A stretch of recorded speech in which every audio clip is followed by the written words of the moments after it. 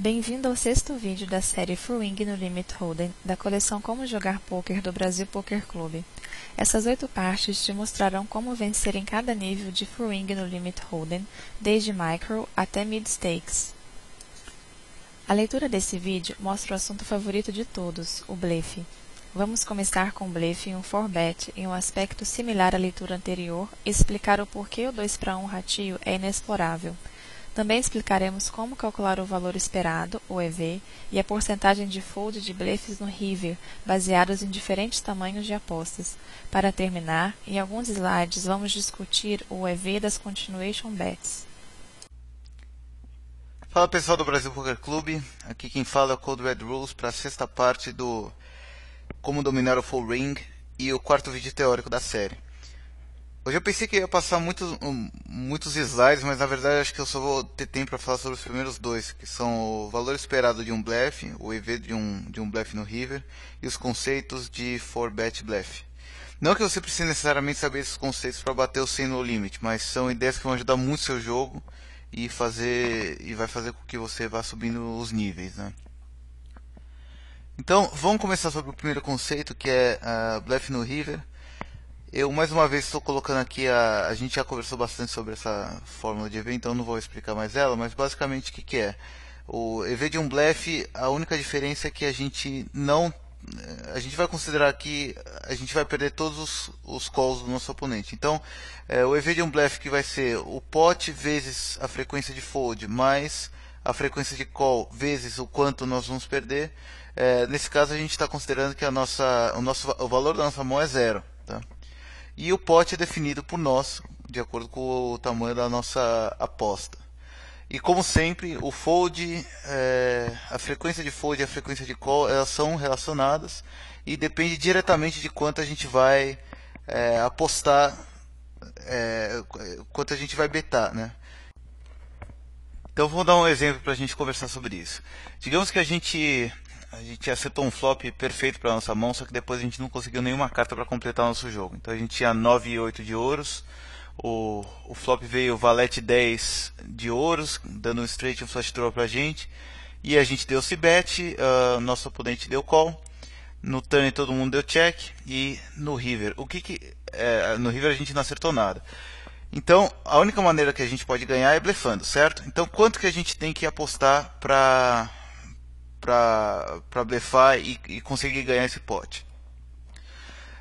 Bom, contra um oponente sólido, ele vai suspeitar que a gente não acertou o as, porque a gente deu esse bet no flop. Então, se a gente voltar no exemplo, quando o as acertou o board no river, a gente não vai convencer ele tão facilmente que esse as foi bom pra gente. Talvez a gente podia até ter um flush draw com as, mas não tem muitas mãos mais do que essa, né? Mas ao mesmo tempo ele sabe que quando a gente acertar o as, uma aposta padrão seria cerca de 2/3 do pote. Então é isso que a gente deve representar aqui, né? Contra um jogador inexperiente, a gente não precisa representar tanto, porque ele não está pensando no mesmo nível.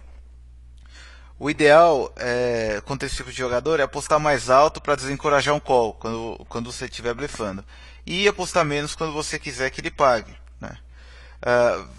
Nesse caso, o seu range não é balanceado, mas você também não precisa se preocupar. O jogador que não tem muita experiência, ele não vai estar pensando nesse nível de o range dele não está balanceado bastante, etc.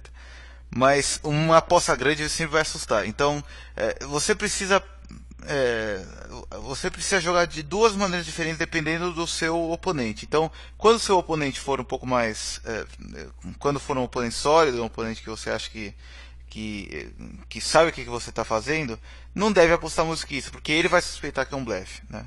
Os oponentes mais inexperientes, você ganha na força mesmo, você ganha apostando bastante. Então vamos passar em frente, vamos calcular a frequência de folds que a gente precisa ter numa aposta de dois. Vamos considerar primeiro uma aposta contra um jogador mais sólido. Então uma aposta de 2/3 do pote. Vamos ver quanto que precisa para quantos folds a gente precisa para que essa seja break-even. A gente vai considerar que o pote tem 15 big blinds no river, que é uma situação bem comum. E quando a gente perder, se a gente perder, vai ser 10 big blinds. O fold é X, porque é o que a gente está procurando, e o call é 1 menos X, que a gente já explicou que um é relacionado com o outro, né? Por último, a gente tem que colocar o EV na equação também. E vamos configurar ele para 0, né? Que é o break-even. Já que a gente está buscando break-even, tem que ser exatamente 0.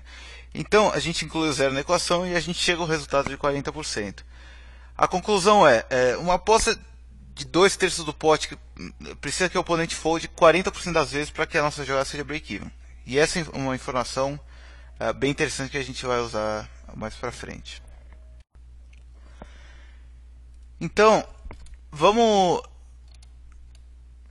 pensar nas combinações de mãos que ele pode ter que faria ele jogar da maneira que ele jogou. Considerando que ele é jogador tight, fraco, com 14% de VIP que pagou uma aposta no flop e pediu mesa no river. Ele faria esse tipo de jogada no board acima com ases mais fracos, talvez alguns valetes, flush draws e straight draws. A gente pode pensar em mãos mais específicas também, com um as-dama de ouros. Mas lembra que ele é um jogador fraco. A maioria dos jogadores mais fortes daria um raise aqui. Mas enfim, as 7 de ouros, rei valete naipado, dama 9 naipada. Todas essas combinações estão na classificação que a gente colocou aqui acima. As mãos off também, então rei valete off, rei 10 off, dama 10 off, dama valete off. Basicamente isso. Definindo o range dele, vamos pensar como que ele vai se comportar para a nossa aposta. Vamos somar os números de combinações que ele pode ter. Nas mãos específicas, como as dama de ouros e as 7 de ouros, considerando que são mãos naipadas e mão naipada estritamente de ouros, cada uma só pode ter uma combinação, certo? Agora, as outras mãos naipadas elas teriam 4 combinações. Mas a gente tem o 9 de ouros na mão, né? Então, e o valete 10 de ouros também estão na mesa. O que sobra, então, apenas 3 combinações de cada mão naipada que a gente considerou.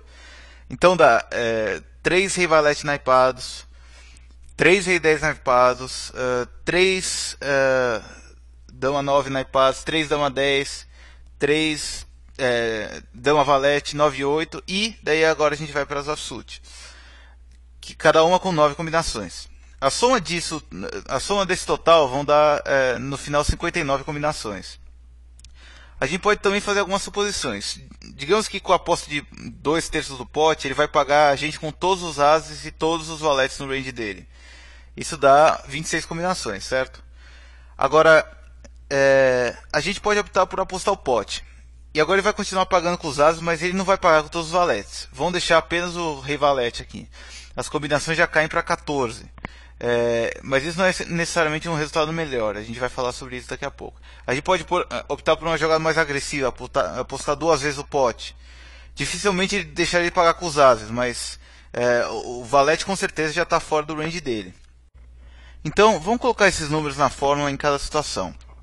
O que eu fiz aqui? Eu fiz a mesma fórmula, só que com 2/3 full pot e 2 vezes o pote, né? E eu só mudei aqui os números do tamanho da nossa aposta no final. A fórmula que eu fiz para chegar na porcentagem de folds é 1 menos o número de calls. Deixa eu só ver se é o número de calls mesmo. Não, tá certo. 10, 25 é o número de... Tá certo. Então, 1 menos o número de calls, que vai dar o quanto que ele vai foldar para cada situação. Então, na primeira situação, a gente vai ter 26 folds para 59 combinações, né? Sendo que na segunda a gente vai ter 14 e na terceira a gente vai ter 2, dependendo de quanto a gente apostar. Então, aqui a gente recebe na primeira aposta a gente tem 0,55 de fold, na segunda 0,763 e na terceira 0,966, porque ele só vai pagar com 2 combinações até aqui, né? Então o que a gente vai fazer é considerar essa frequência de fold e a gente chega a esses números. Para uma aposta de 2/3 do pote, a gente tem um EV de 3,97 Big Blinds. Apostando pote, a gente tem um EV de 7,89 Big Blinds. E agora, se a gente apostar 2 vezes o pote, a gente ganha 13,47 Big Blinds. Então, nessa conta, se a gente apostar 2 vezes o pote, é o que a gente ganha mais.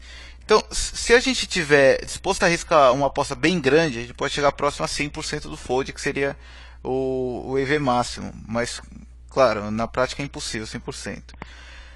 Então a conclusão que a gente chega é que nessa determinada mão, uma aposta de 2 vezes o pote é a melhor maneira para arrancar o maior número de folds do nosso oponente.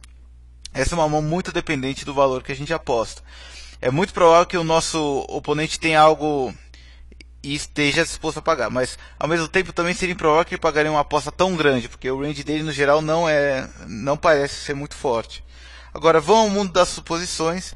A gente está supondo que ele não deu um slow play com monstros. A gente também tem que saber que contra oponentes mais astutos isso não é necessariamente a melhor jogada.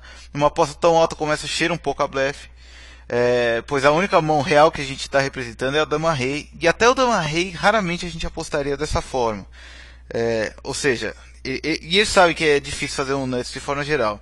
Mas se você toma um call e todo mundo vê que você blefou uma aposta tão alta, aí é hora de você apostar quando você tem valor também, né? Você tem que começar a balancear isso. Agora a gente vai começar a falar do 4-bet bluff. Eu acho que eu vou um pouco mais devagar, porque até agora a gente foi meio rápido aqui, né?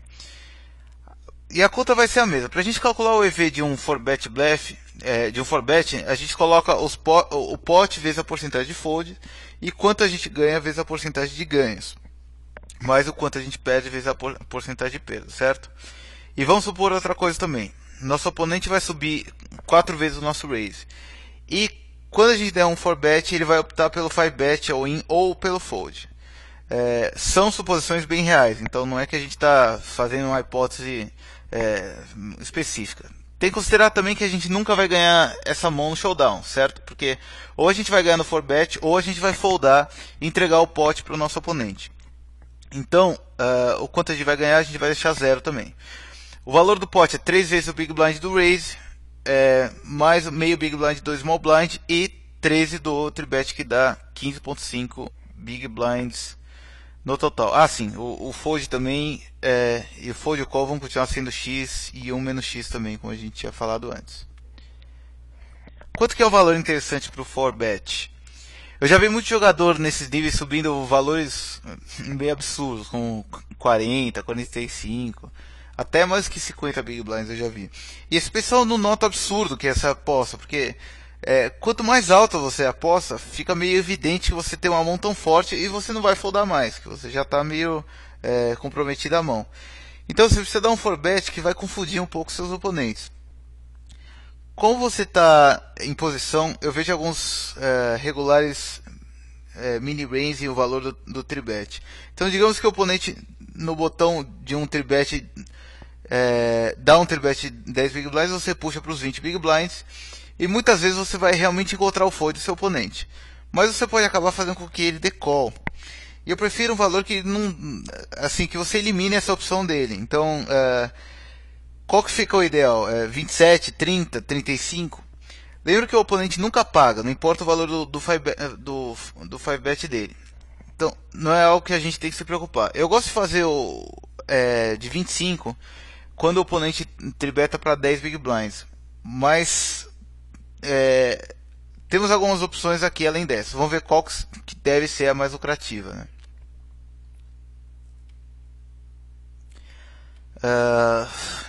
Vamos colocar essas 3 opções na fórmula EV para a gente saber qual que é a melhor. Considerando que o EV é zero, porque a gente vai considerar o EV com break-even, né? E o fold ficar sendo o nosso X. Vocês veem que o resultado acaba sendo sempre na casa dos 60%, mas obviamente que quando a gente investe mais, a gente precisa de mais folds para compensar as fichas extras que a gente está colocando. Um raise de 27 big blinds vai precisar que o oponente desista em pelo menos 63,5% das vezes. Um de 30 big blinds vai precisar que ele fold 65,9% das vezes. E um raise de 35 big blinds precisa de 69,3 de folds para compensar. Deixa eu ver. É exatamente isso. Para compensar. Então, quanto maior o nosso 4-bet, maior é a porcentagem de fold que a gente precisa do nosso oponente para que seja lucrativo. Então, o que significa isso? Como eu já disse, significa que o tamanho do nosso 4-bet quanto maior for o nosso 4-bet, mais o nosso oponente tem que foldar. Mas, uma coisa que é importante é o seguinte, o range do 5-bet do nosso oponente não vai mudar de acordo com o tamanho do nosso bet. Então, a gente não precisa apostar muito para fazer uma jogada mais EV. Então, vamos lá, vamos fazer uma simulação que o nosso oponente está dando re-raise e vai foldar 75% das mãos dele. Considerando que o fold do nosso oponente vai sempre ser na mesma frequência, aí obviamente que o menor raise vai ser o lucrativo, né? Mas, o mais importante não é isso, mas sim a grande diferença de EV que traz, né? O primeiro resultado dá quase 5 Big Blinds de EV, considerando um raise de 27 Big Blinds. O segundo, se a gente der um raise de 30 Big Blinds, dá 4. E se a gente der um raise de 35 Big Blinds, já cai para menos de 3 Big Blinds de EV. Então, a gente pode considerar que o oponente vai foldar o mesmo montante, quanto menor for o raise, mais EV a gente vai ter. Claro que também a gente não vai abusar, mas eu acho que dessas três opções a menor é a melhor. Então, vamos voltar às porcentagens de folds. A gente sabe esses números. Para nossa jogada ser break-even, a gente precisa que o oponente desista a 63, 66 e 69%, dependente do tamanho do seu 4-bet, né? Agora, lembra que no vídeo anterior eu falei sobre a razão de blefe para valor e eu comentei que o menor possível para ser explorado é 2-1? Então, isso porque se a gente der um tribet na razão de 2-1, a gente pode foldar até 67% das nossas mãos e ainda tá no break-even. Ou seja, mesmo se o nosso oponente souber jogar um 4-bet blefe ocasionalmente, ele vai conseguir no máximo ser break-even contra a nossa jogada. Sendo que se a gente acabar blefando muito, a gente vai acabar tomando muito 4-bet e pode acabar não sendo tão mais EV a nossa jogada. Mas com 2-1 ela funciona perfeitamente. Então, se a gente sabe que o quanto ele está blefando, qual é a razão de blefe para o valor dos nossos oponentes, a gente pode saber se é lucrativo ou não o 4-bet. E a boa notícia é que o Hold'em Manager tem essa informação para a gente. Então você abre o pop-up do Hold'em Manager e vai receber essa informação aqui da direita. Como o seu oponente ele vai reagir para um steal de forma geral. Eu peguei esse teste de um colega meu que mostra os seguintes dados. Ele costuma foldar 85, pagar 6 e tribetar 10% das mãos dele no Small Blind. Costuma foldar 78, pagar 13 e tribetar 9% das mãos deles no Big Blind, né? São os testes normalmente de um jogador regular, isso, né?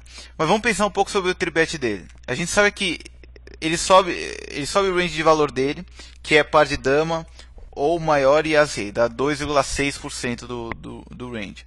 O que sobra é blefe. Então, no Small Blind sobra 7,4, que é uma razão de 3-1. No Big Blind sobra 6,4, que é uma razão de 2,5-1.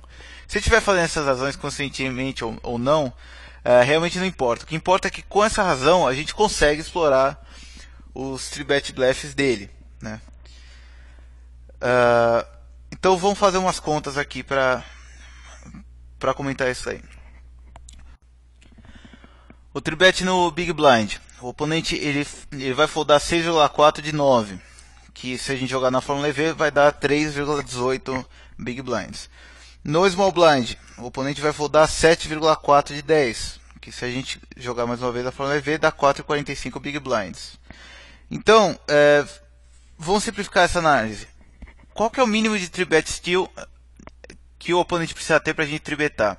Se o oponente está usando uma razão de 2-1, é um pouco perigoso o 4-bet. Porque muito do range dele de 3-bet vai ser por valor. Agora, quando ele passa de 2-1 para 3-1, daí o 4-bet vai ser definitivamente uma jogada lucrativa. E o que a gente faz é multiplicar 2,6%, que é o range de valor dele, vezes 3, que dá 7,8. Ou seja, um oponente que tem um 3-bet maior do que 7,8 para steal, eu uso acima de 8% para ser mais fácil. Mas um oponente que tem, basicamente o que eu quero dizer é que um oponente que tem 8% de steal, ou mais pode ser explorado com 4-bet blefe.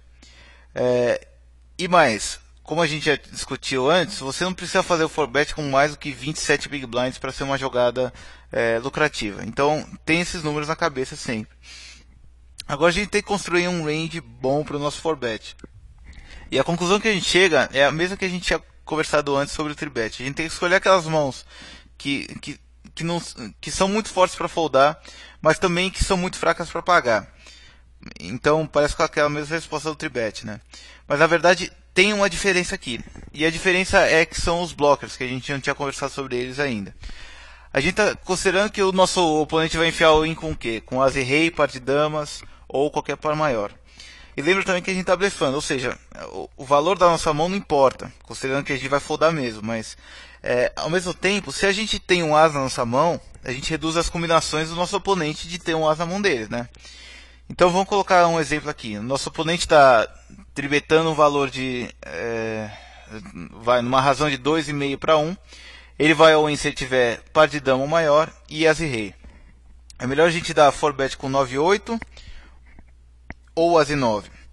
O 9,8 na ipada não tem nenhum bloqueador. Então as combinações que o nosso oponente tem continuam sendo 16 de as reis e 18 de dama, dama, rei, rei e as e as. Agora com as e 9 é diferente. A gente tem um 9, então a gente tira 4 combinações de as rei possível. Desculpa, a gente tem um as, então a gente tira 4 combinações de as rei possível e 3 combinações de as as possíveis. Originalmente, o nosso oponente ele podia ter 34 combinações dessa, mas com o nosso bloqueador agora você pode ter 27. A conclusão o nosso oponente perde 20% das combinações de valor dele no momento que a gente tem um bloco na nossa mão. Teoricamente, a gente poderia usar todos os tribets que a gente receber, a gente poderia dar 4bet e ainda seria uma jogada lucrativa. Só que o que a gente não quer é que os nossos oponentes eles comecem a se ajustar a isso e comecem a fazer o 5bet bluff para cima da gente. Isso é uma dinâmica muito mais comum nos níveis mais altos. Então, quando você está jogando higher stakes, isso é mais comum mesmo. Só que por enquanto você não precisa entrar nessa dinâmica. O nosso 4bet, então, o que a gente pode colocar como um range de 4bet legal é 34 combinações por valor, que vão ser par de dama para cima e as e rei. E também vão usar uma razão de blefe por valor de 2 para 1, como um guia para a gente saber quanto que a gente pode forbetar. Isso vão dar 68 combinações de blefe no nosso range, né? Agora, a gente pode incluir também uma opção a mais no nosso jogo. Até aqui, a única forma da gente reagir a um tribet era o 4bet. Mas a gente pode pagar o tribet também, que é sempre uma opção. Mas também tem que ser feito com cuidado, porque jogar pós-tribet pré-flop acaba assustando um pouco os jogadores de full ring, mas e até tem muitos jogadores regulares que até optaram por remover essa alternativa do jogo deles completamente. Mas à medida que você for ganhando experiência, essa é uma opção bem interessante. Eu vou falar um exemplo clássico desse tipo de jogar no full ring. O exemplo é, por exemplo, quando você está com as valete off e toma um tribet após um raise de late position. Essa é uma mão em que os jogadores mais experientes eles conseguiriam jogar lucrativamente. Eles têm conhecimento pós-flop o suficiente para saber quando eles estão numa situação complicada e eles podem sair, né? Agora, um jogador inexperiente pode acabar dando umas tropeçadas, né, nesse tipo de mão, o que pode fazer que eles não consigam jogar lucrativamente. E eu acho que uma boa parte do pessoal que está assistindo o vídeo está mais ou menos nessa situação, né? Isso não significa que você precisa foldar essa mão. Significa que esses pods eles são importantes e vão te dar uma experiência. Então, mesmo quando você não estiver jogando lucrativamente, tenta jogar bastante. E até porque quando você inclui essa opção, você também torna mais difícil para ser lido pelo seu oponente. Porque você protege o seu range de mãos que você vai optar pelo 4bet. Isso acaba sendo um pouco confuso, né? Então, vamos explicar com mais calma o que significa isso, proteger o seu range de 4bet, né? Bom, eu vou explicar isso devagar porque pode acabar sendo meio confuso, mas eu coloquei um exemplo aqui. Vamos dizer que você está no botão e você tenta roubar com qualquer mão e toma um tribet, né? Você tem uma amostra de 1 milhão de mãos, né? Você tem 4 opções aí. A primeira você vai foldar com a parte mais baixa do seu range, né? Você pode também dar um 4bet por valor quando você tem mãos que você está disposto a ir all in. Então normalmente vai ser par de dama para cima e as e rei. Você pode também dar um call com as mãos que você considera que o seu call vai ser lucrativo, então é um novo range aí. E também você vai ter um range para dar o 4-bet bluff, né? E é um range que você imagina que também é um range lucrativo, né? Agora, o que a gente já conversou antes é que o range de bluff e o range de valor de 4-bet, eles estão diretamente relacionados, né?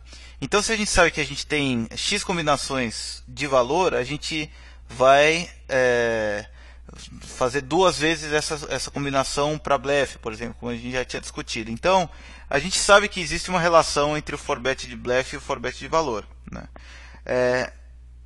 O importante, então, é o seguinte: no nosso a gente tem que saber quais são as mãos que você vai jogar mais lucrativamente. Qual que é a opção que vai te trazer mais lucro. Então, por exemplo, o As e Valete que a gente conversou, você pode, se você der um 4-bet com o bluff e foldar para um all-in, tudo bem, você vai acabar jogando de forma lucrativa. Só que ao mesmo tempo, você tem que considerar que se você tivesse um As e 2, você faria da mesma forma, né? Você tomaria um tribet e você daria o bluff com um As e 2 porque tem o blocker do As. E o As e 2 não tem o mesmo valor de As Valete, concorda? Quando você dá um 4-bet, o valor fica o mesmo, porque você vai foldar para qualquer 5-bet. Agora, quando você paga com essa mão, com As Valete, você está tentando extrair o máximo de lucro que você consegue com uma mão igual As Valete, né? Então você tem que acabar optando com a opção que você não que vai ser que vai ser lucrativa, mas sim a que vai ser a mais lucrativa. Nesse caso do As Valete, você, por exemplo, 4-bet bluff ou 3-bet call, os dois vão ser lucrativos, só que o 4-bet vai ser o 3-bet call vai ser mais lucrativo ainda. Pode ser meio confuso. Se vocês tiverem alguma dúvida, depois vocês postam aqui no fórum que eu converso mais sobre esse assunto.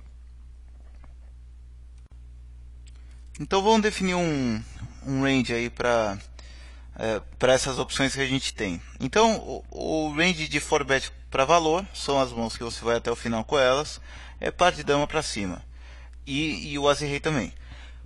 Para você pagar um tribet, daí depende muito do oponente, depende da situação que você encontra, mas basicamente imagina que um range de par de 9 a par de valete, As e dama, As e valete suited e Rei e dama suited são mãos bem interessantes para você pagar um tribet, né? Você pode até incluir um pouco mais de mãos, principalmente se você é um jogador que joga bastante heads up e six max e está assistindo esse vídeo. Você pode incluir umas mãos a mais nesse range para pagar, né? É um range bem narrow, né? Um range pequeno. Daí o que sobra depois é o range para o 4-bet, né? O range para o 4-bet vão ser as mãos que estão abaixo desse range, mas que ainda não são tão fracas a ponto de você foldar. Então, principalmente mãos que tem blockers também, que são muito boas. Então, o que a gente colocou aqui é um range de As e 9, As e Valete off, As e 2 naipado, As e 10 naipado. Então, essas mãos vão dar 24 combinações de As e 10 e As Valete off. As e 2, As e 10 naipados vão dar 36 combinações. E As e 9 vão dar 8 combinações. Que no final vão dar 68 combinações no total. O que significa isso? Significa que agora a gente já tem o nosso range percentual para cada opção que a gente escolher. Então a gente vai pagar, se a gente pagar com esse range, a gente vai ter 3,2% de mãos que a gente vai pagar, né? Se a gente for betar com esse range, a gente vai ter 2,6% de mãos que a gente vai for betar por valor, né? Que a gente vai até o final, e a gente vai blefar com 5,2, que vai ser numa razão de 2 para 1, como a gente tinha conversado antes, né? Vamos considerar que a gente está roubando 40% das mãos, então o que a gente vai acabar foldando vão ser 72% das mãos, tá? quando a gente tomar um tribet, e 11% das mãos vão estar em alguma dessas três opções que a gente escolheu aqui, e a gente vai acabar não foldando, né? A gente vai ou escolher forbetar por valor, forbetar por blefe, ou pagar e jogar post swap em posição, né? Até que a gente passou rápido esses dois primeiros conceitos, então eu acho que eu consigo colocar nesse mesmo vídeo os outros conceitos que eu achei que não ia passar, que eu tinha passado para vocês. Então eu vou dar uma pausada aqui e eu vou colocar os novos conceitos e vamos discutir eles um pouquinho. Tá bom? Até logo, já volto. E aí pessoal, estamos de volta. Eu acho legal que a gente tenha tido tempo para passar essa última parte nessa série, porque eu não estava encontrando uma boa hora para falar sobre ela, e já que sobrou um pouco de tempo eu vou colocar esse daqui vai ser um bônus. A gente vai falar sobre a matemática do Cbet. A essa altura, vocês já devem estar bem familiarizados com a fórmula EV, a gente já usou bastante, né? Existem dois fatores que determinam o IV de uma Cbet, ao contrário das situações de blefe que a gente está discutindo agora. O primeiro é o range do nosso oponente, e dentro disso é a porcentagem de vezes que ele vai dar fold. E o segundo é, quando a gente tomar um call, o quanto a gente tem de equity, ou seja, qual que é o valor da nossa mão para o board em relação ao range do nosso oponente. Porque agora a nossa mão não tem valor zero, como que a gente estava conversando nas situações de blefe, né? Então, vamos destrinchar um pouquinho essa ideia sobre esse tipo de cálculo. A gente vai exemplificar isso, e eu quero explicar com uma situação bem comum que acontece com vários jogadores, e que o range do oponente, embora não tão pequeno, é relativamente previsível. Imagina que você dá um raise no cutoff com dama valete off, um raise padrão de 3 vezes o big blind, toma um call de um oponente tight aggressive no big blind. A gente já tem uma boa amostra desse jogador, sabe que ele é um 15-10, dá tribet com 3% das mãos e cold call com 10% das mãos dele no big blind. A gente já tem então o tamanho do range dele para ter pago o nosso raise, né? 10% das mãos vai ser algo como par de valete, par de 2, as e dama as e 10 e as e dama naipados. Rei valete naipado maior, conector naipado até 9-8, as valete dama, e as dama off e rei dama off. Basicamente é esse o range que ele vai pagar, que vão ser os 10%, né? Eu vou puxar o PokerStove aqui. Vamos dar uma olhada. Bom, esse é o range que a gente colocou para ele. Não necessariamente esse vai ser um range de 10%, não necessariamente vai ser esse para todos os jogadores, tá?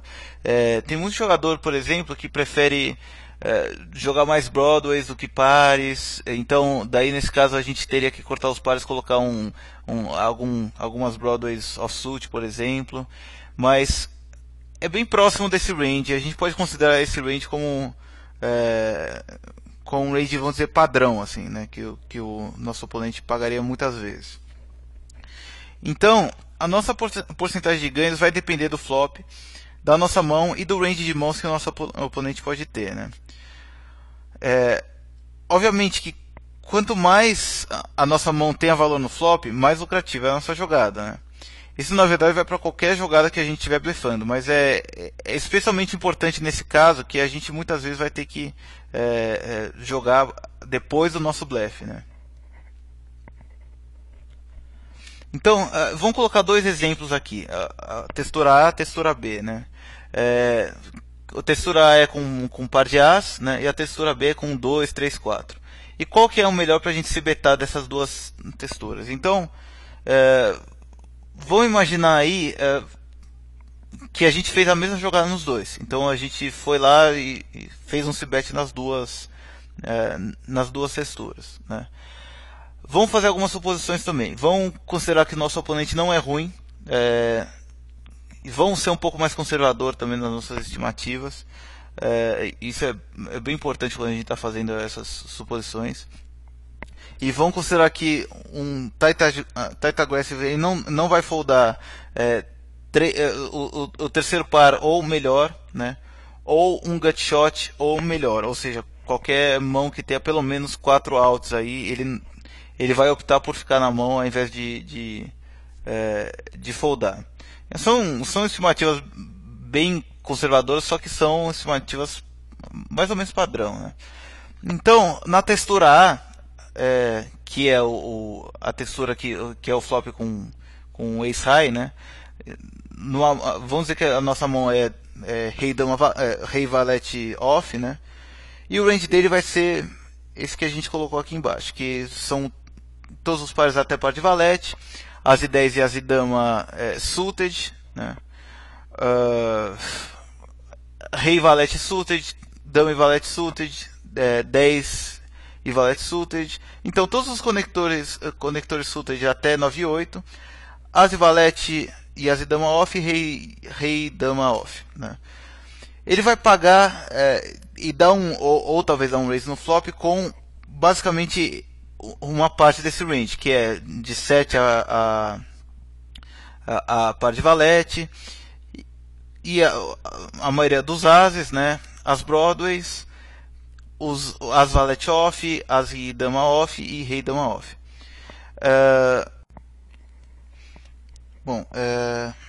Vamos pensar quantas combinações ele pode ter desse range que ele pagou pré-flop, né? A gente vamos dar uma destrinchada um pouco maior então nesse range que ele tem. A gente sabe que o que a gente sabe até agora é o range dele e a nossa mão que é rei valete off, né? Nesse board. O que vai acontecer é que muitas das combinações elas vão ser diminuídas porque já tem um as, já tem um rei, já tem um 7 no board e a nossa mão também ela diminui o número de combinações, né? Então, nos pocket pairs, a maioria vão ter 6 combinações, mas eu tirei a combinação do par de 7, que agora não vão ter 6, vão ter só 3, porque já tem um 7 no flop, né? Então vão ser 54 combinações. As e 10 suited e valete 10 suited também vão ter, cada uma vão ter 3 combinações, porque eu tenho um valete de espadas aqui e também tem um as no board também, então vão ter 6 combinações total. 10 e 9 naipado e 9 e 8 naipado vão ter, não tem nenhuma mão que não tem nenhuma carta que está diminuindo o número de 10 e 9 e 9 e 8. Então esses vão ter 4 cada uma, que vão dar 8 combinações, né? Daí agora a gente vai para os ases naipados e reis naipados também. Como a gente tem um valete na mão e tem um as no board, muito desses ases vão estar eles não vão ter, todos vão ter 2 na verdade. Cada combinação dessa só vai ter 2 possíveis combinações por causa do valete que eu tenho e do as que tem no flop. Então vão dar 8 combinações no total.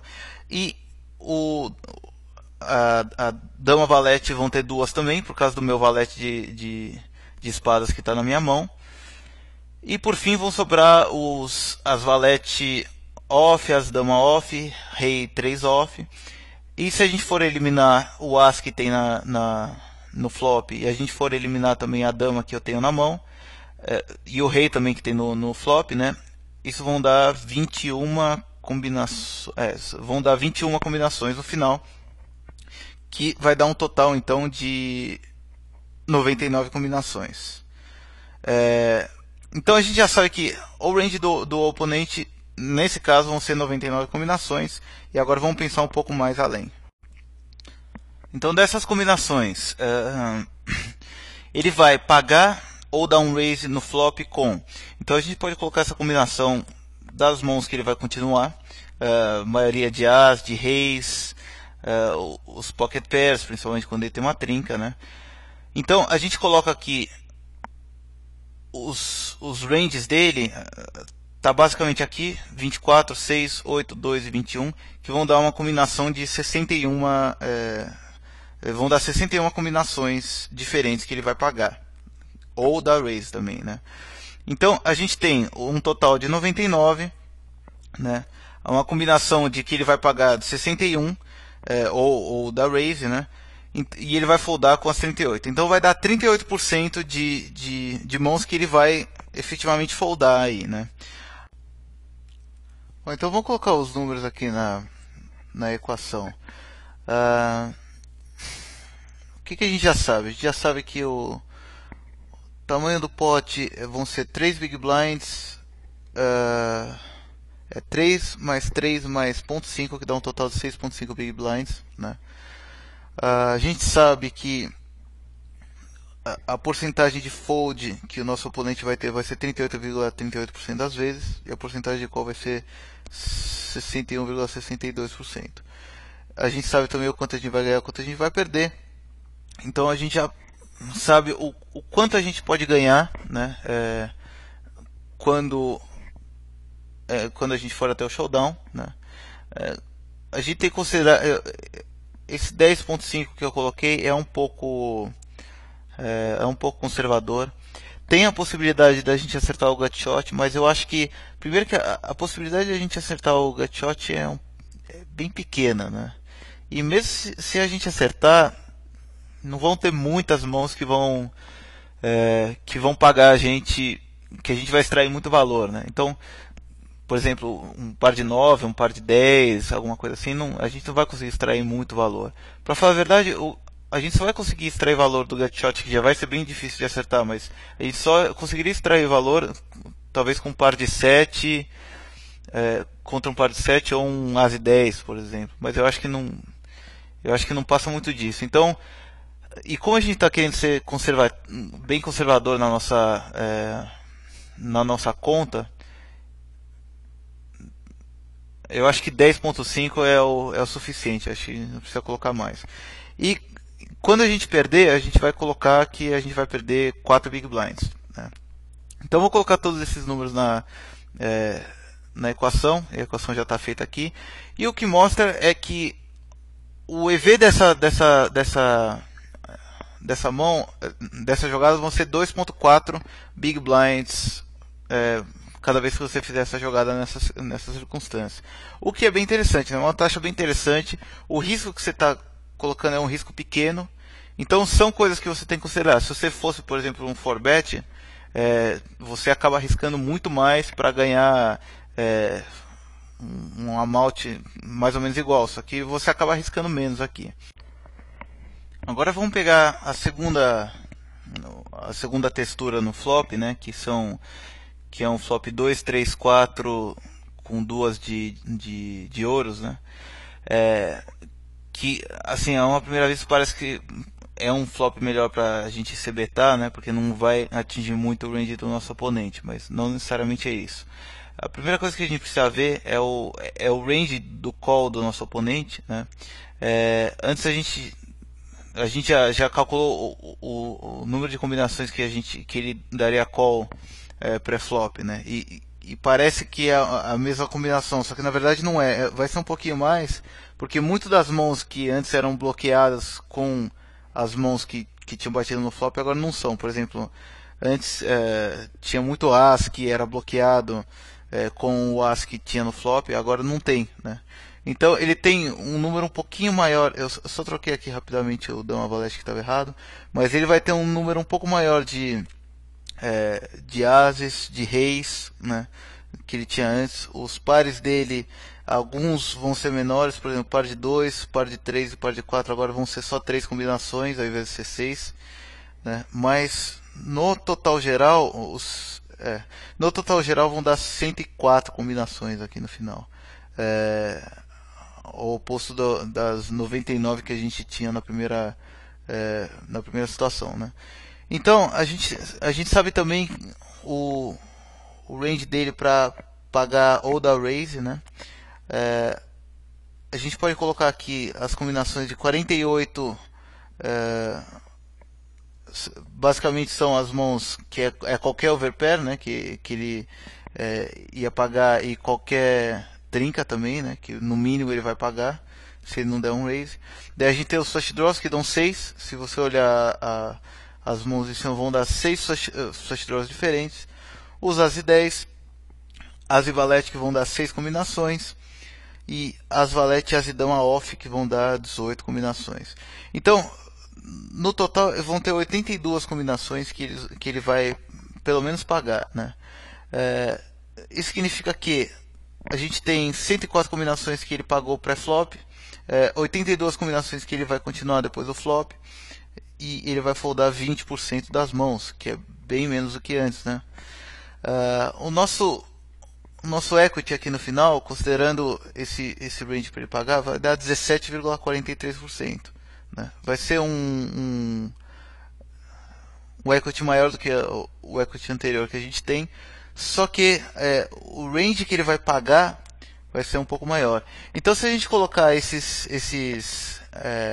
números aqui na equação, e passar a equação mais uma vez, a gente vai ver que nessa situação a gente vai ter só assim, o nosso EV vai ser um pouquinho positivo, vai ser 0,19. Então um flop que parecia que era muito mais inofensivo, na verdade, a gente vai ter um EV quase no break-even ali, em relação ao outro que era um EV bem lucrativo, né? É interessante. Então, assim, para a gente fazer um resumo do que a gente falou agora, mesmo quando a gente tiver um board que acertou bastante do range dele, a gente vai continuar, mesmo assim nesse segundo board que a gente colocou, continuou sendo uma aposta positiva o nosso c-bet, né? Então, basicamente significa que, assim, se você fechar o olho e dar um c-bet na maioria dos boards, assim, vai ser uma jogada mais EV, né? Só que vai ser uma jogada de mais variância também, porque você sempre vai sempre estar apostando, você sempre vai estar crescendo o pote, né? E especialmente isso acontece especialmente quando você tem algum equity no pote. Então, quando você acha que assim tem muitas mãos no turn e no river que podem te ajudar, essa sem dúvida vai ser uma jogada mais EV. Então, assim, por isso que as pessoas costumam dar muito c-bet no flop, porque é uma jogada que dá bastante resultado, né?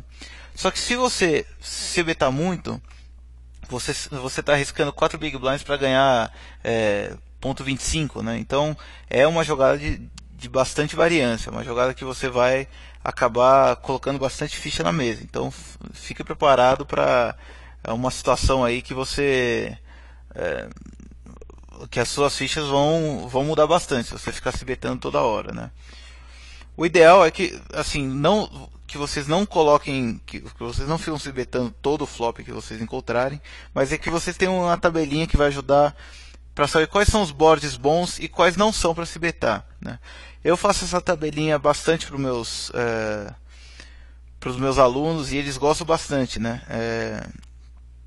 Mas numa tabelinha dessa que você, assim, à medida que você for sempre preenchendo uma tabelinha, eu acho legal que vocês façam, porque sempre quando você for preenchendo, você vai começar a ter uma noção de quais são os boards legais para se betar, quais que não são, né? Eu vou mostrar a tabelinha para vocês, mas assim, quando vocês veem, vocês não vão ter o trabalho de toda vez vocês, se betou, deu certo, se betou, não deu, vocês fazerem o cálculo. Eu acho que essa parte é bem importante, né? Mas mesmo assim, vamos lá, vamos mostrar a tabelinha que eu acho legal. Tá aqui, é uma tabela que está bem completa, né? O pessoal que me conhece vai até rir de eu ter colocado tanto trabalho só para discutir um c-bet, mas é que eu sou meio viciado nessas planilhas de todo tipo de planilha eu gosto de fazer, né? Eu coloquei nessas tabelas diversas combinações diferentes de flop e o nosso range de mãos, calculando a porcentagem de folds que a gente vai receber, mais o valor da nossa mão contra a mão do oponente.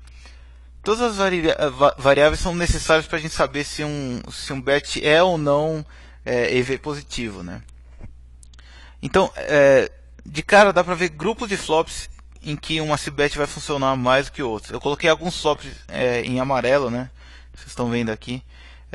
Esses flops em amarelo, eu pensei o seguinte: existem vários boards que, se a gente tomar um call, o valor da nossa mão pode ser meio que considerado zero, né? Então aqui são dois boards, por exemplo, que, assim, se a gente tomar um call, a gente não pode, a gente imagina que esse asa aí praticamente matou a nossa mão. Então,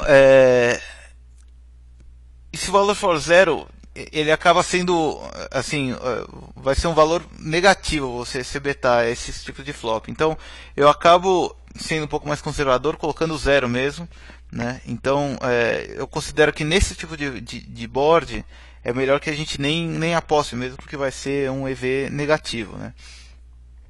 Então, nesses flops amarelos, contra tags, que quando eu for contra donks, daí já é uma situação um pouco diferente. Mas mesmo contra tags, eu prefiro nem se betar, porque o EV é tão pequeno, ou pode ser meio considerado negativo, né?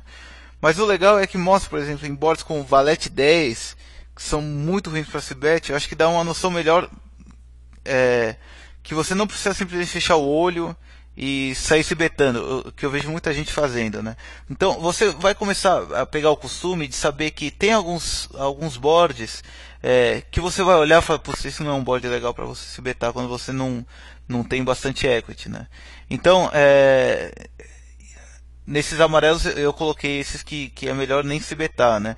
Então faça você a planilha, né? Desenvolva essa planilha que é bem interessante, porque vai dar uma noção boa de quando você deve continuar e quando você não deve, dando-se bet, né?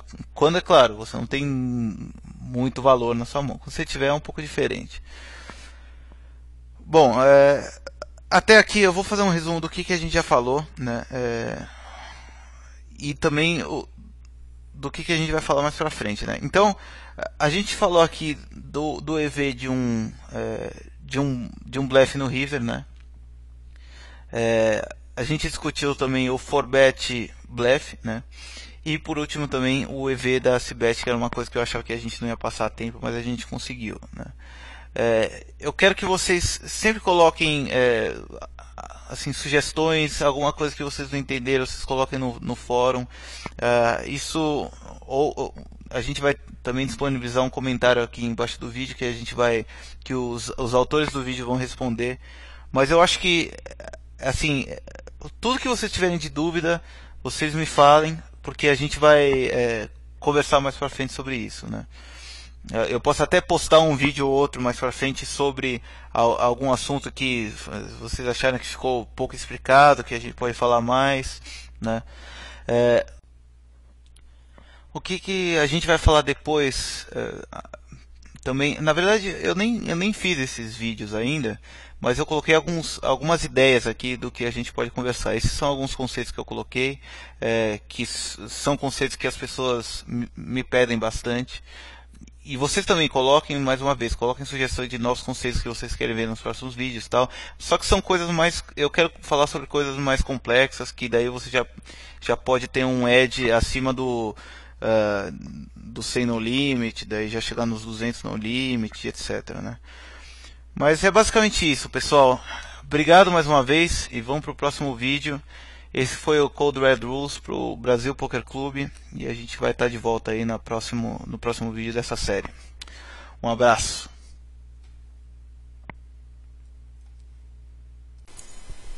Esperamos que você tenha aproveitado bem esse vídeo grátis da série Como Jogar Poker de Full Wing no Limit.